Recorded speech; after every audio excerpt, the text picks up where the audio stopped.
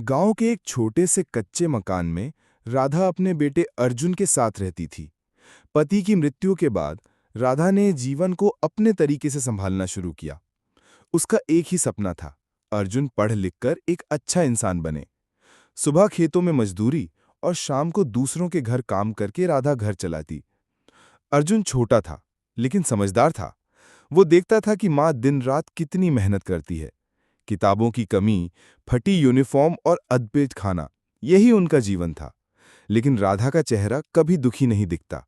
वो हर दिन मुस्कुराकर अर्जुन को स्कूल भेजती और कहती, पढ़ बेटा, तू ही मेरा सपना है।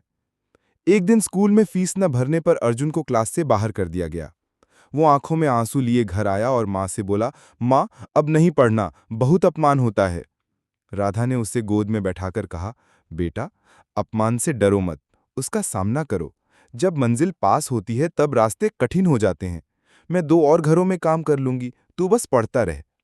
उसी दिन से राधा ने अपने खाने से ज्यादा अर्जुन की पढ़ाई को प्राथमिकता दी।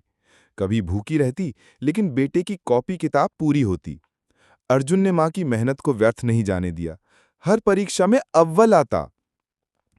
गांव का स्कूल पूरा करके उसने शहर के कॉलेज में दाखिला लिया। राधा ने अपने गहने गिरवी रख दिए।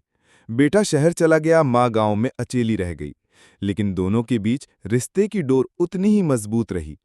अर्जुन दिन रात मेहनत करता, माँ रोज भगवान से उसकी सफलता की दुआ मांगती। कई बार अर्जुन के पास खाने के पैसे नहीं होते, लेकिन माँ की आवाज उसके मन में गूंजती, बेटा, मंजिल आसान नहीं होती, पर ठान लो तो मिल ही जाती है। वर्षों के कठिन परिश्रम के बाद अर्जुन ने इंजीनियरिंग पूरी की और एक बड़ी कंपनी में नौकरी मिली। तनख्वाह मिलते ही वो गांव लौटा। राधा आंगन में तुलसी को पानी दे रही थी, तभी अर्जुन उसके सामने खड़ा हो गया।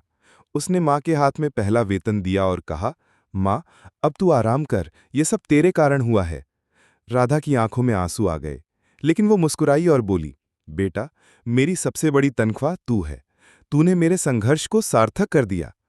माँ बेटे का ये संघर्ष दिखाता है कि सच्ची मेहनत, ममता और विश्वास के साथ जीवन की सबसे बड़ी चुनौतियां भी पार की जा सकती हैं।